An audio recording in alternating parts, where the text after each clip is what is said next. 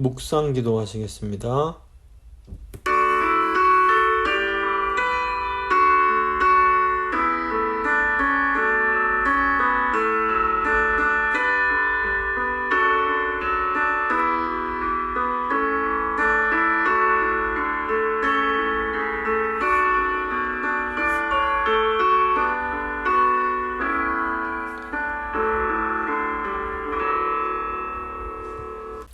사도신경 고백합니다. 나는 전능하신 아버지 하나님, 천지의 창조주를 믿습니다. 나는 그의 유일하신 아들 우리 주 예수 그리스도를 믿습니다. 그는 성령으로 잉태되어 동정녀 마리아에게서 나시고 본디오 빌라도에게 고난을 받아 십자가에 못 박혀 죽으시고 장사된 지 사흘 만에 죽은 자 가운데서 다시 살아나셨으며 하늘에 오르시어 전능하신 아버지 하나님 우편에 앉아 계시다가 거기로부터 살아있는 자와 죽은 자를 심판하러 오십니다. 나는 성령을 믿으며 거룩한 공교회와 성도의 교제와 죄를 용서받는 것과 몸의 부활과 영생을 믿습니다. 아멘. 찬송가 208장입니다. 찬송가 208장 찬양하시겠습니다.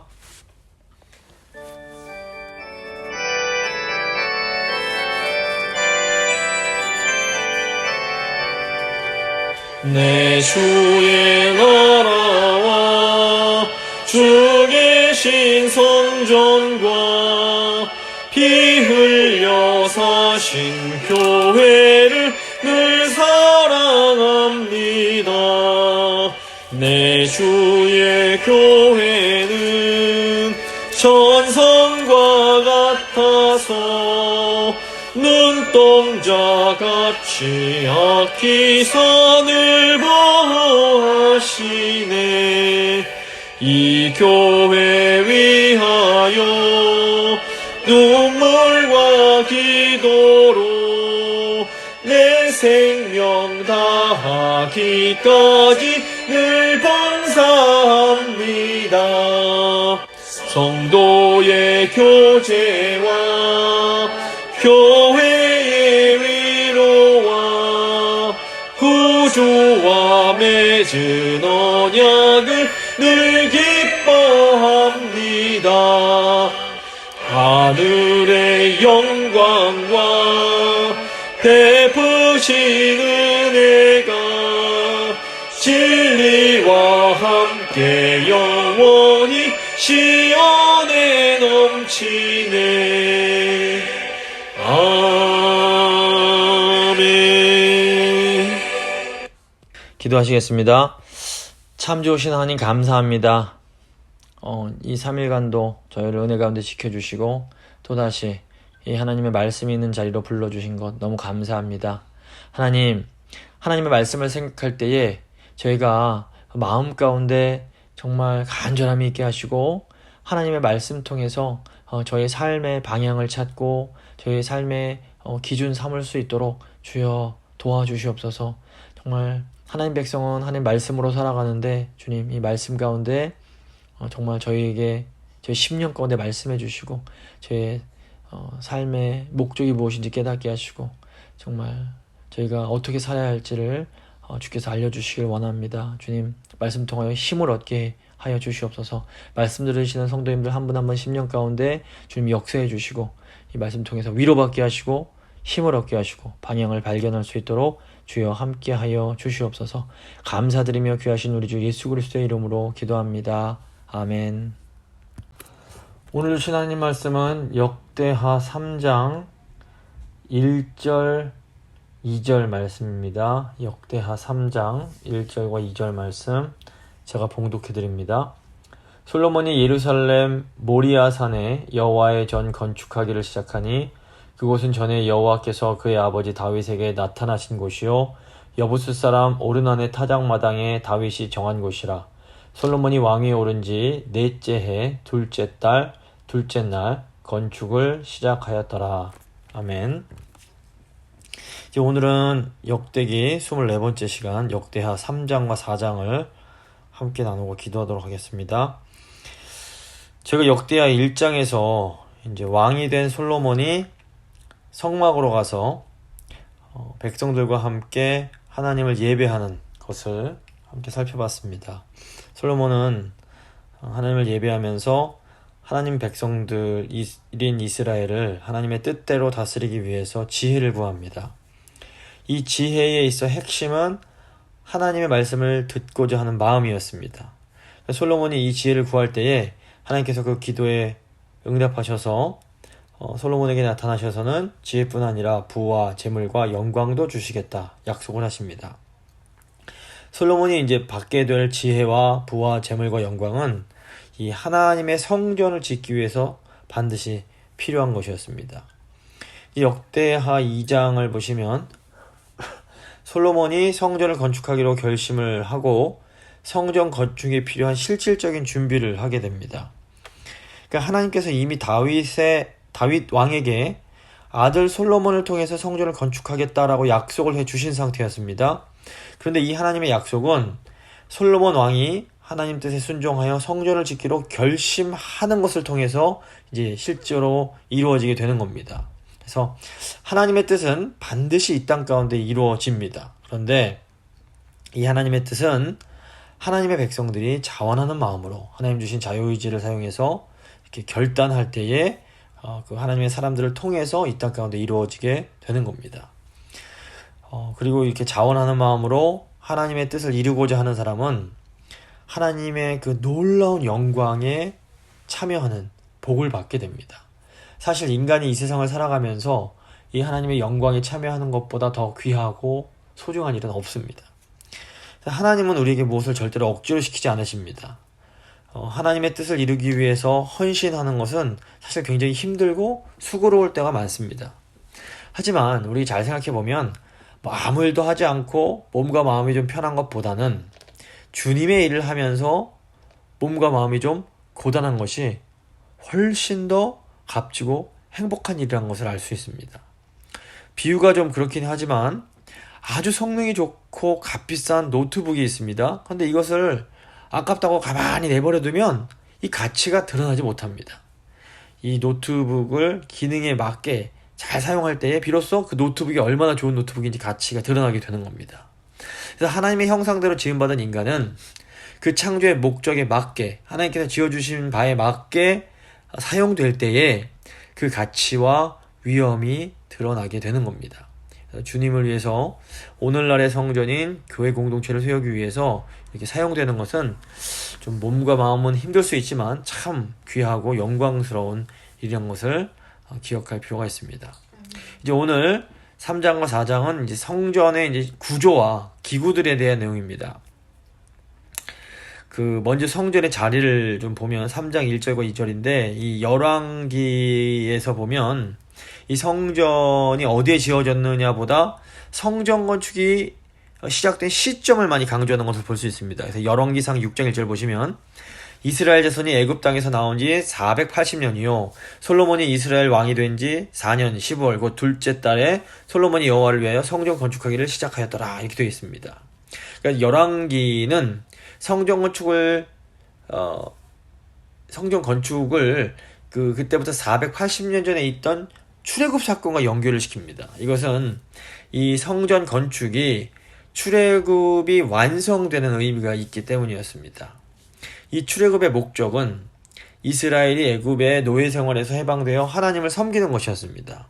그래서 이스라엘 백성이 출애굽 후에 광야에서 성막을 건설한 것도 바로 하나님을 섬기며 예배하는 이 목적을 위해서였습니다.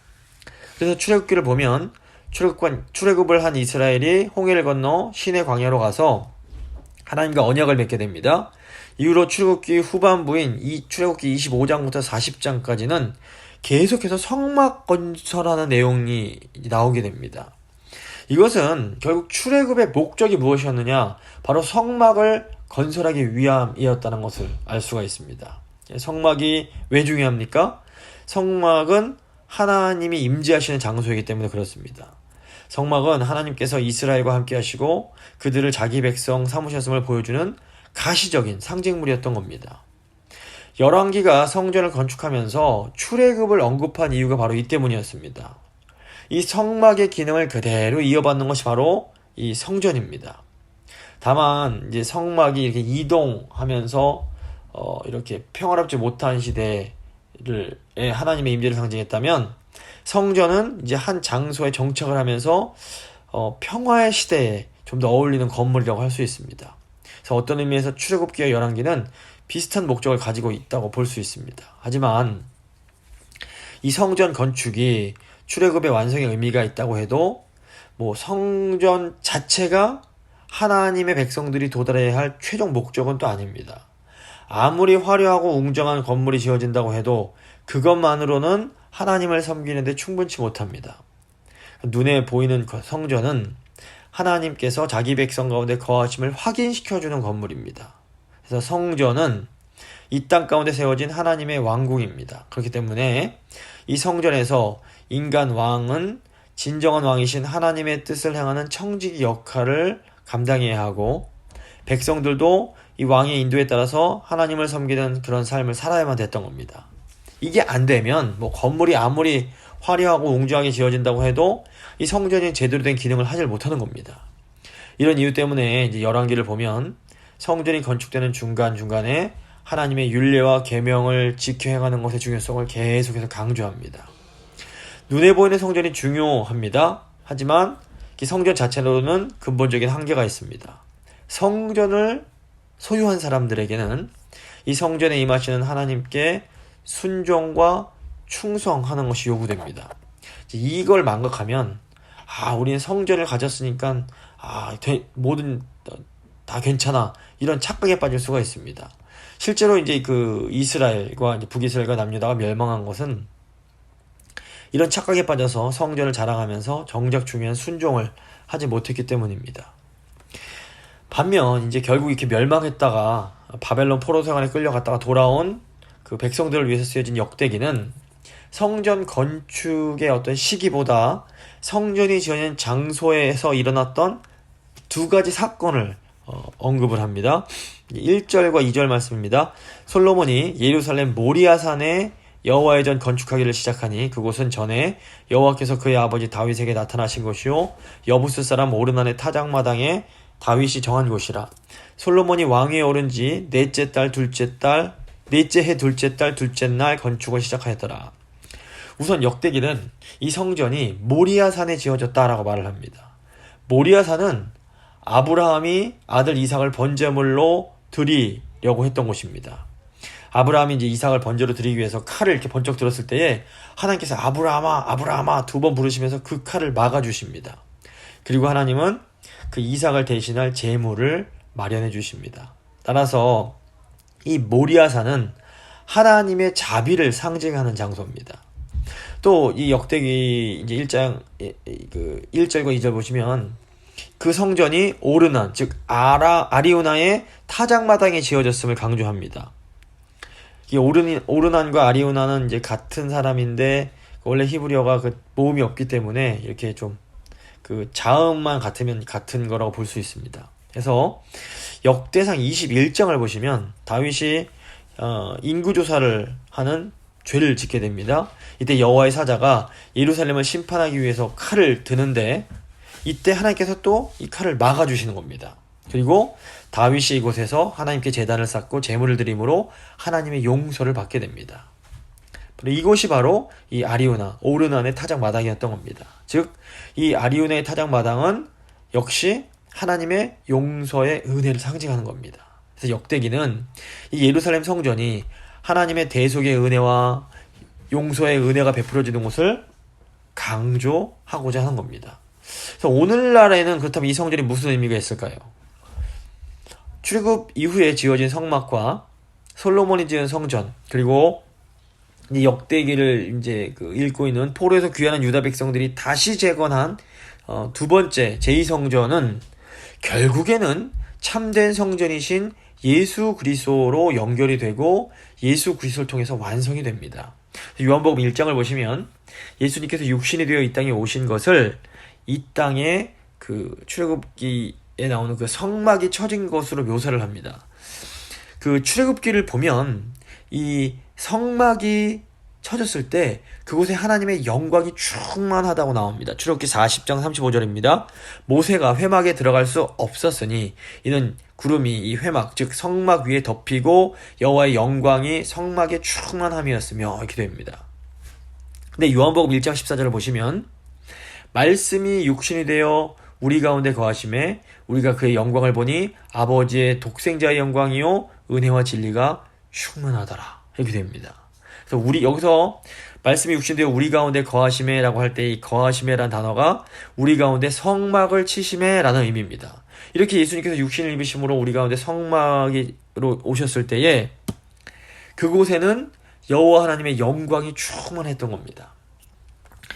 또 예수님께서 안식일 문제로 시비를 거는 바리새인들을 향해서 율법에 따르면 성전 안에서는 제사장들이 안식일에 일해도 괜찮다라고 말씀을 하시면서 자신이 바로 참된 성전이라는 것을 알려주십니다. 마태복음 12장 6절 보시면 내가 너희에게 이르노니 성전보다 더 큰 이가 여기 있느니라 이렇게 말씀을 하십니다.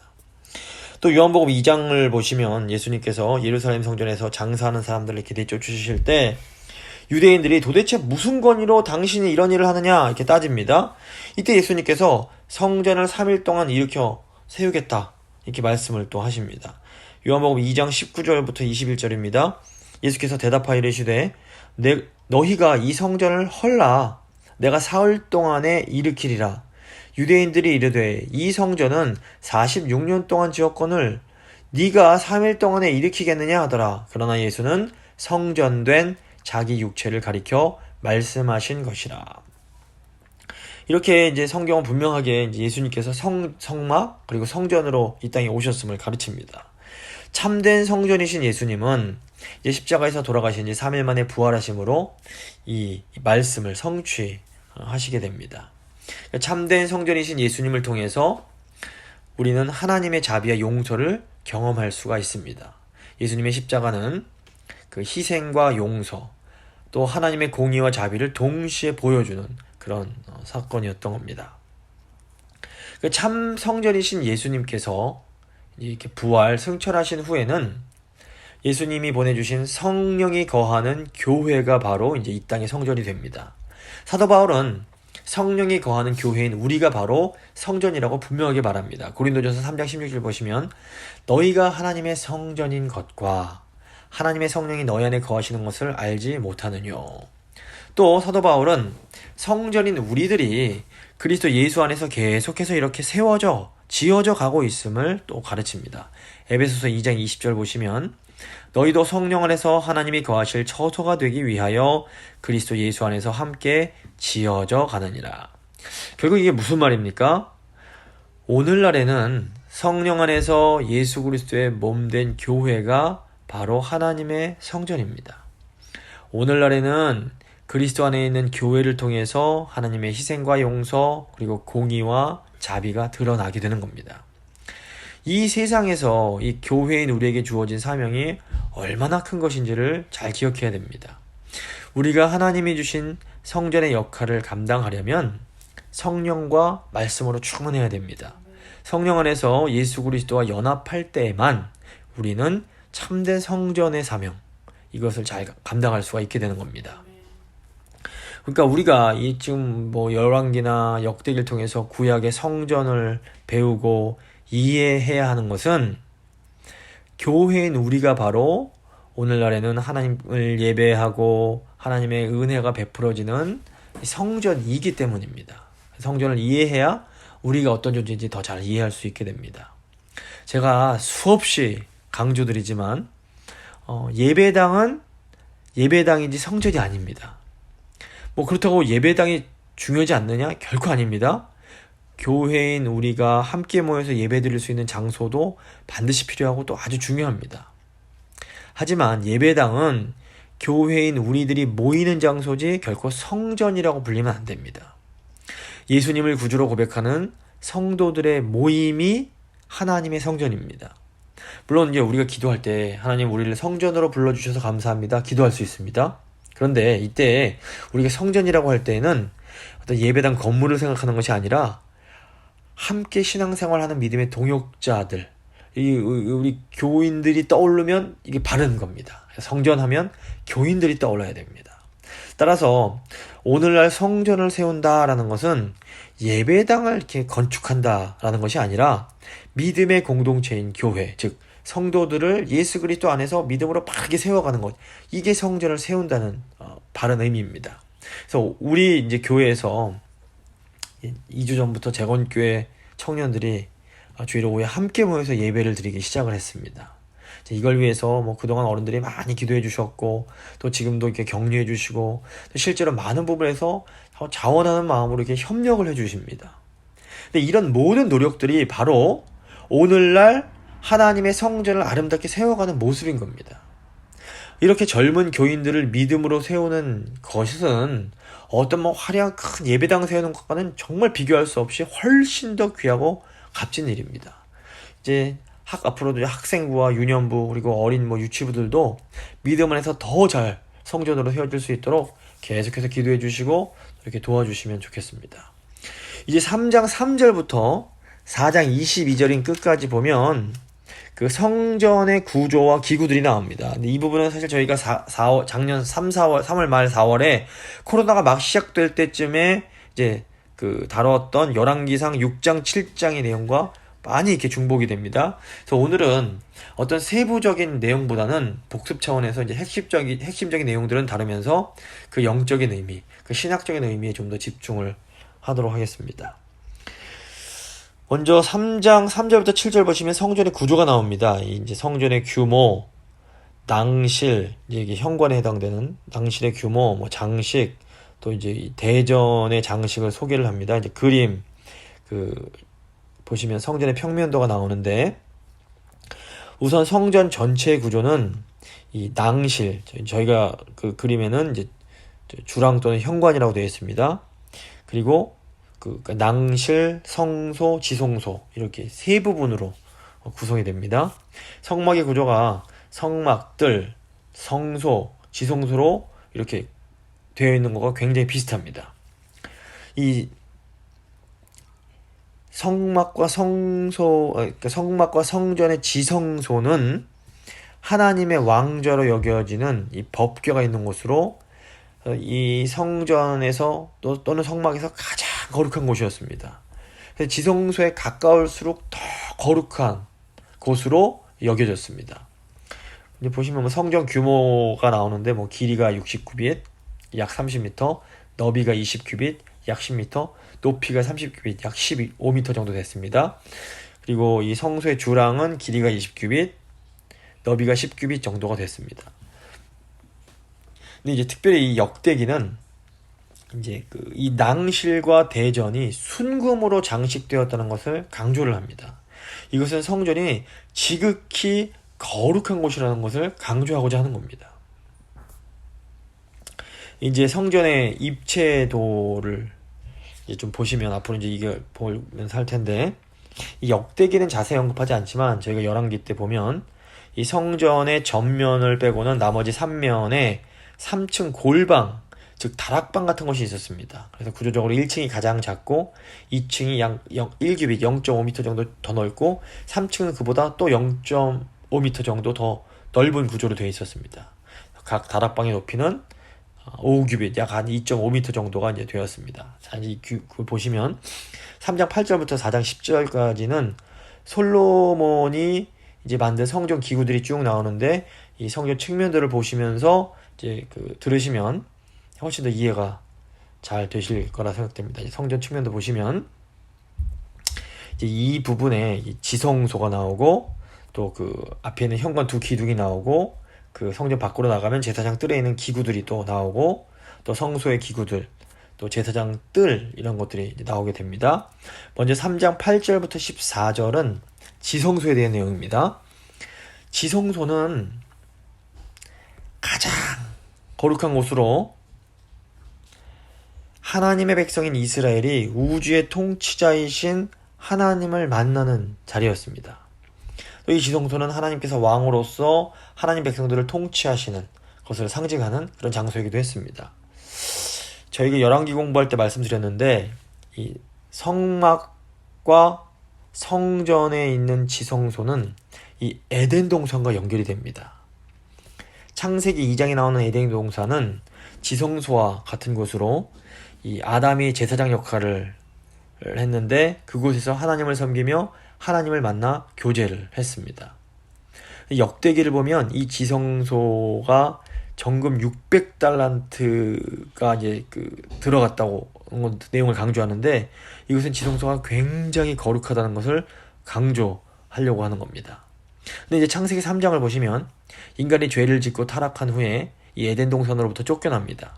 그리고 에덴 동산으로 들어가는 길을 이 그룹들이 화염검을 들고 지키게 됩니다. 출애굽기 후에 만들어진 성막도, 출애굽 후에 만들어진 이 광야의 성막에서도 이 지성소로 들어가는 길 앞에 그룹 모양의 휘장이 이렇게 딱 쳐져 있어서 지성소와 성소를 구별하고 있습니다. 오늘 본문에 나오는 성전의 지성소도 금으로 입힌 두 그룹이 딱 지키고 있고, 지성소로 들어가는 길에도 이 그룹 모양으로 수놓아진 휘장이 가로막고 있습니다. 이것은 죄인들이 거룩하신 하나님 앞으로 함부로 나아갈 수 없음을 의미하는 겁니다. 타락 이후에 이스라엘은 대제사장이 대속죄일에 그 희생제물을 잡고 그 피를 뿌린 후에야 이제 지성소에 들어갈 수 있게 있었습니다. 그런데 이제 우리의 유일한 대제사장이신 예수님께서 친히 희생제물이 되심으로 십자가에서 보혈을 흘려주십니다. 그래서 예수님께서 십자가에서 돌아가실 그때에 지성소를 가로막고 있던 두꺼운 휘장이 위에서 아래로 찢어졌다는 그런 말씀이 이제 나오게 됩니다. 누가복음 23장 45절 보시면 성소의 휘장이 한가운데가 찢어지더라. 이 성소의 휘장이 찢어진 사건은 두 가지 의미가 있다고 볼 수 있습니다. 우선 예수님의 그 십자가 속죄의 죽음을 통해서 이제 우리가 하나님께 직접 나아갈 수 있게 되었음을 의미합니다. 그러니까 하나님과 우리 사이를 가로막고 있던 그런 장벽이 제거가 된 겁니다. 또 다른 한 가지는 이제 더 이상 인간이 지은 성전이 하나님의 임재의 중심이 아니게 되었다라는 것을 또 의미할 수 있습니다. 이제 우리는 예수 그리스도의 보혈을 의지해서 언제라도 성령을 통해 거룩하신 하나님의 임재 가운데로 나아가 하나님을 만날 수가 있는 겁니다.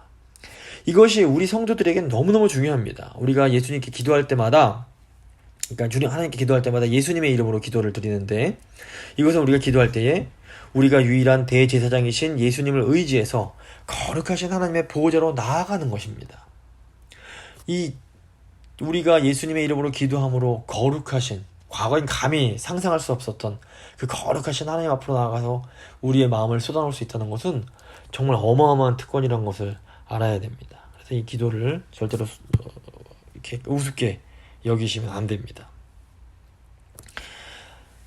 이제 3장 15절부터 17절은 이제 성전 앞에 있는 두 기둥에 대한 내용입니다. 이게 역대기는 지성소의 가장 중요한 지성소를 얘기한 후에 이제 성전 앞에 있는 두 기둥에 대해서 얘기를 합니다. 이 두 기둥에는 이름이 있었는데 오른편 기둥은 야긴이고 왼편 기둥은 보아스라고 불렀습니다. 이제 야긴과 보아스가 무슨 의미냐, 학자들 사이에 여러 가지 주장들이 있었는데, 일반적으로 야긴은 그가 세울 것이다 라는 뜻이고, 보아스는 그에게 능력이 있다 라는 뜻으로 이제 여겨집니다. 근데 역대상 18장 8절을 보시면 이 기둥은 다윗 왕이 하다데셀 성읍에서 빼앗은 노수로 이제 솔로몬 왕이 제작을 한 것이었습니다. 역대상 18장 8절입니다. 또 하다데셀의 성읍 디브핫과 군에서 12만원 놋을 빼앗았더니 솔로몬이 그것으로 놋 대야와 기둥과 놋 그릇을 만들었더라. 그러니까 이 기둥은 하나님께서 주신 승리와 영화를 상징하는 기념비적 의미가 있습니다. 또 이것은 하나님의 위엄과 권위에 대한 찬송이라고도 볼 수 있습니다.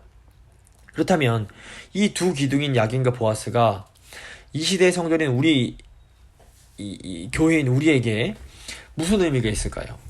승리의 상징으로서의 기둥은 교회의 승리 사건들을 상징합니다. 그러니까 우리 교회에도 하나님이 세워주시고 하나님의 능력을 경험케 했던 사건들이 있습니다. 사건에 대한 기억들이 있습니다. 저희가 예를 들어서 교회가 어려움을 당할 때, 교인들이 어려움이 있을 때 하나님이 놀라운 방법으로 지켜주시고 또 이렇게 우리로 하여금 하나님의 그 능력을 경험케 했던 그런 기억들이 다 있으실 겁니다. 이런 승리와 하나님의 능력에 대한 기억들이 바로 우리에게 야긴과 보아스가 되는 겁니다. 특별히 신사참배라는 우상숭배와 맞서 싸웠던 제공교회는 이런 야긴과 보아스 같은 기억들이 굉장히 많이 있습니다. 교회에는 이런 야긴과 보아스 같은 자랑스러운 영광의 기억, 승리의 기억이 반드시 필요합니다. 여호수아 4장 보시면 이스라엘이 아주 기적적인 방법으로 요단강을 건넌 후에 여호수아가 그 강에서 돌을 가져와서 12돌기둥을 세우게 합니다. 이 돌기둥을 보면서 이 하나님의 도우심, 하나님의 능력의 그런 기둥을 보면서 하나님의 그런 능력과 보호하심을 기억하게 하기 위함이었습니다. 그래서 이런 것들이 교회에 반드시 있어야 됩니다. 그런데 동시에 우리는 야긴과 보아스를 우리 우상으로 만들지 않도록 또 조심할 필요가 있습니다. 야긴과 보아스는 하나님의 세우심과 능력을 기억하기 위한 것이지 어떤 우리를 자랑하기 위한 것이 아닙니다.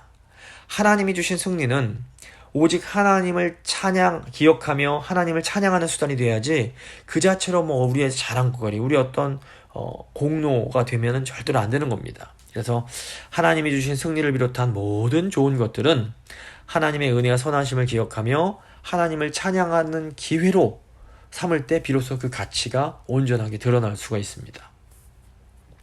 이 역대하 4장 1절부터 6절은 제사장 그러니까 성전 밖 제사장 뜰에 있는 기구들에 대한 내용이 나옵니다. 번제단, 바다, 물두멍들이 나옵니다. 이 역대기를 보면 이 번제단보다 바다와 물두멍을 설명하는데 더 이렇게 좀 많은 내용을 사용합니다. 이 역대기는 이 바다라고 불리는 큰 물통의 규모와 장식, 그리고 이 바다를 받치고 있는 12소의 방향을 이렇게 설명을 합니다.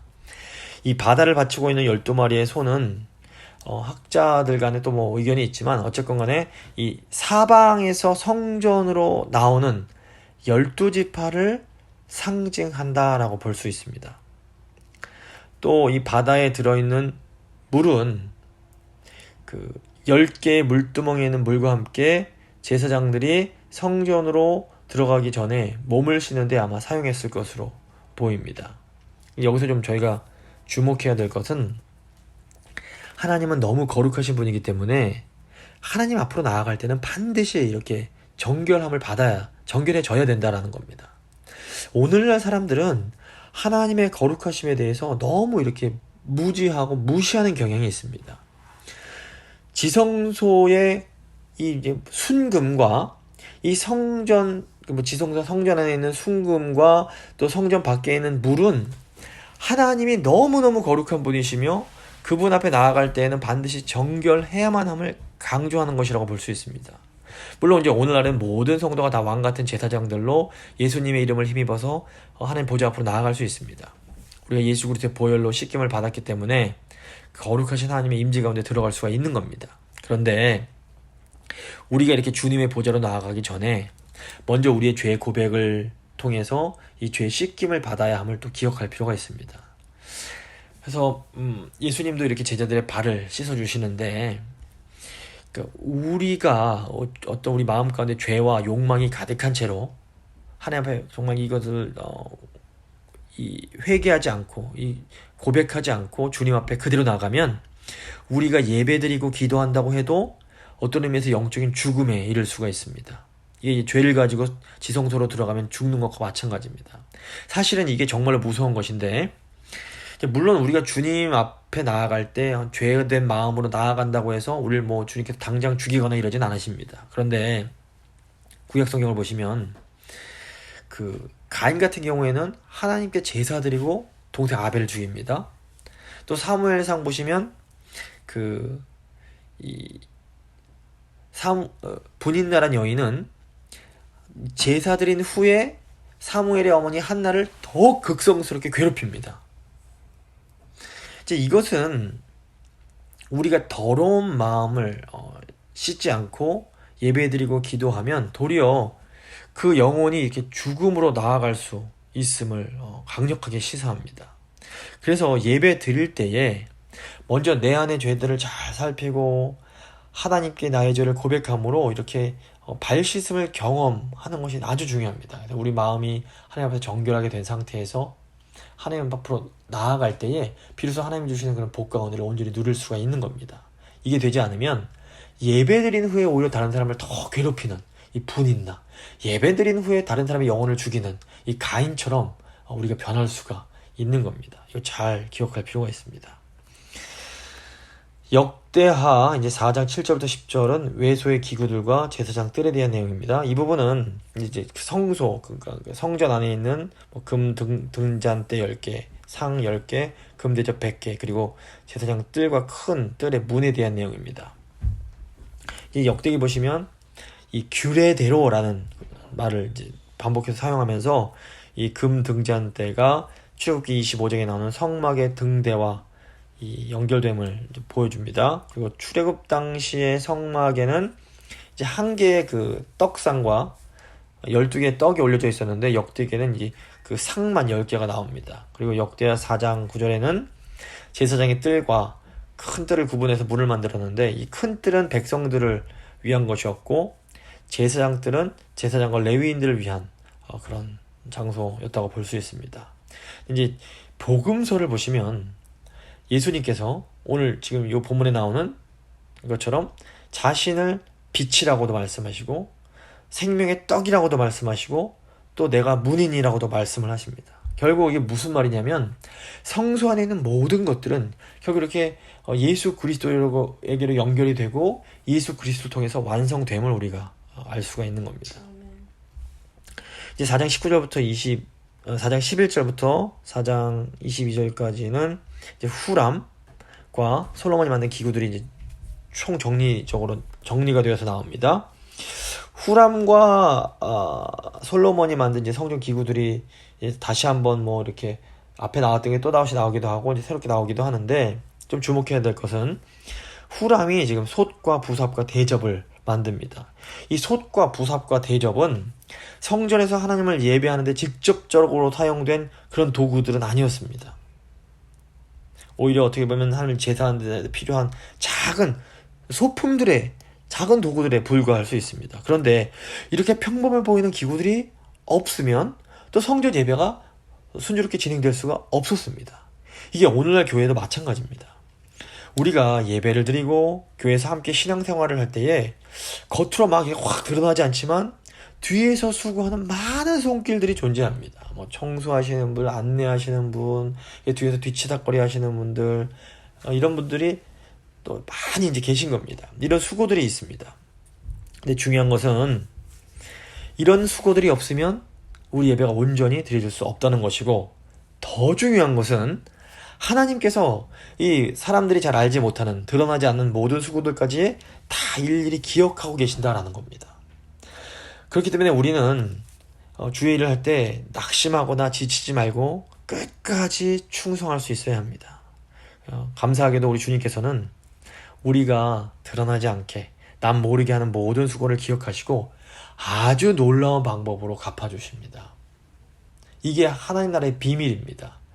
예수님도 말씀하신 사람들이 알아버리면 하나님께서 주시는 것이 이제 주실 수가 없습니다. 사람들이 모르게 이렇게 은밀하게 다른 사람을 돕고 선을 행하고 헌신을 하시면 하나님께서 정말 아름답고 놀라운 방법으로 정말 더 큰 복을 허락해 주십니다. 이걸 믿으시고 정말 지치지 마시고 끝까지 신실하게 주의 일을 감당하시면 좋겠습니다. 말씀을 마무리 짓겠습니다. 오늘은 성전의 구조와 기구들을 통해서 성전에 담긴 영적인 의미들을 생각해 봤습니다. 이 시대에는 성령 안에서 예수 그리스도의 몸인 교회가 바로 하나님의 성전입니다. 그러니까 오늘날에는 예수 그리스도 안에 있는 교회를 통해서 하나님의 희생과 용서 그리고 공의와 자비가 이제 드러날 수가 있는 겁니다.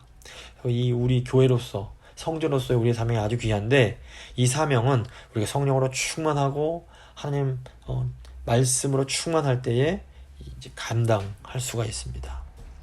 성전의 모든 기구들은 결국 우리의 참 성전이신 예수 그리스도의 사역과 관련이 있습니다. 예수님의 대속 사역으로 인해서 우리는 성령 안에서 거룩하신 하나님의 보좌로 언제라도 나아갈 수 있습니다.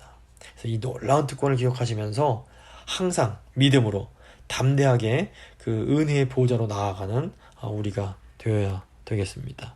시간 한번 기도하실 때 하나님, 우리를 성전 삼아주신 그 은혜에 진심으로 감사합니다. 이제 예수님의 그 귀한 사역으로 말미암아 우리가 언제라도 하나님의 그 임재 가운데 들어가서 하나님을 예배하고 하나님을 섬기고 하나님께 기도할 수 있게 되었습니다. 정말 이 귀한 특권이 얼마나 소중한 것인 줄 알고 늘 감사하며 감격 가운데 하나님을 예배하고 하나님께 기도하고 또 기쁨으로 교회를 섬기는 저희가 될 수 있게 해주십시오. 한번 간절히 기도하겠습니다.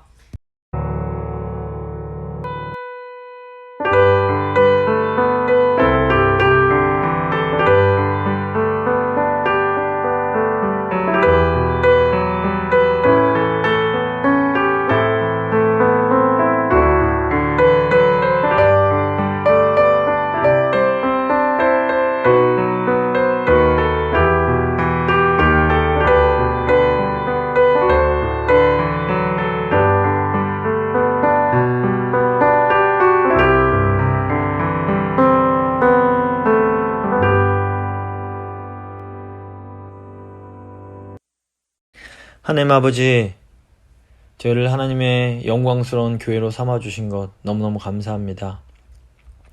우리 예수님께서 참 성전인 우리 예수 그리스도께서 우리를 위하여 희생제물이 되사 십자가에서 죽으심으로 저희가 이제 그 하나님의 거룩하신 그 지성소로 나아갈 수 있게 되었습니다. 주님, 이것이 얼마나 큰 축복이요, 얼마나 큰 은혜요, 얼마나 큰 특권인지 늘 잊지 않고 하나님을 기쁘게 예배하고 하나님께 늘 기도하고 주님의 몸된 교회를 정말 감사함으로 섬길 수 있도록 주여 저희를 도와주시옵소서. 저희 교회에 그동안 정말 그 뒤에서 아무도 모르게 수고하셨던 많은 수고의 손길들이 있음을 주님께서 아십니다. 하나님, 사람은 몰라줄지라도 하나님께서 다 기억하고 계심을 믿습니다. 그리고 그 삶 가운데 좋은 것들로 채워주셨을 줄 믿습니다. 하나님, 저희가 선을 행하다 낙심하지 않게 하시고 끝까지 우리를 보고 계시는 하나님을 기억하면서 또 갚아주시는 하나님을, 복주시는 하나님을 기억하면서 감사함으로 기뻐함으로 주님 앞으로 나아갈 수 있도록, 주님을 섬길 수 있도록 주여 도와주시옵소서. 저희가 성전 세워가는 일에 정말 열심을 품기 원합니다. 정말 저희가 이제 다음 세대들을 사랑으로 품으면서 나아가야 되는데 주님 힘 주시고 지혜 주시고 능력 주셔서 정말 주님의 몸된 이 성전을 잘 세울 수 있도록 주여 함께하여 주시옵소서. 아멘. 주님께 모든 것 맡겨드리며 귀하신 우리 주 예수 그리스도의 이름으로 기도합니다. 아멘. 찬송가 212장입니다. 찬송가 212장 찬양하시겠습니다.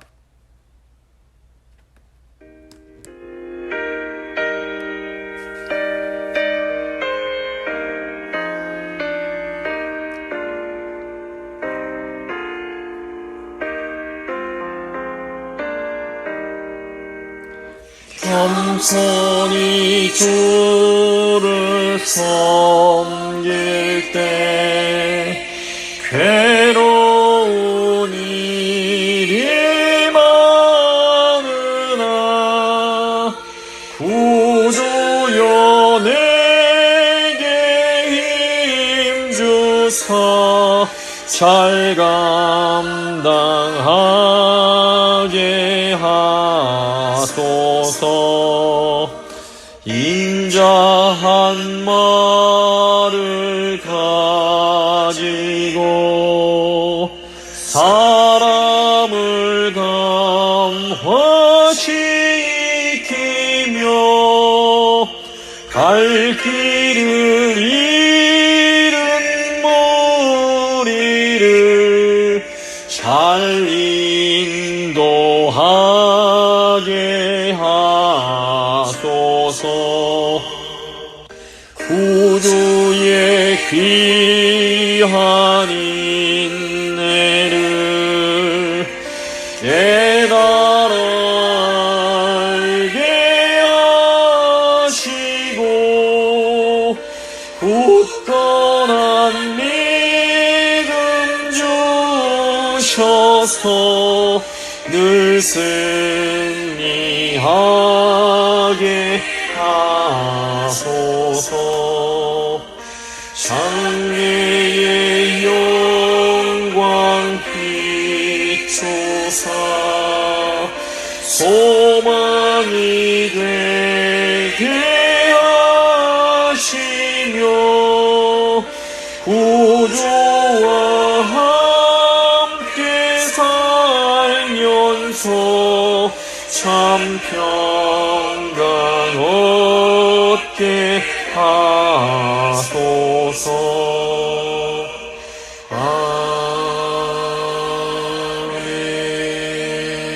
아멘.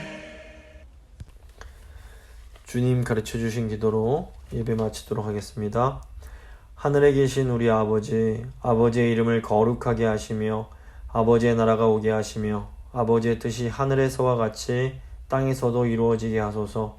오늘 우리에게 일용할 양식을 주시고 우리가 우리에게 잘못한 사람을 용서해 준 것 같이 우리 죄를 용서해 주시고 우리를 시험에 빠지지 않게 하시고 악에서 구하소서. 나라와 권능과 영광이 영원히 아버지의 것입니다. 아멘.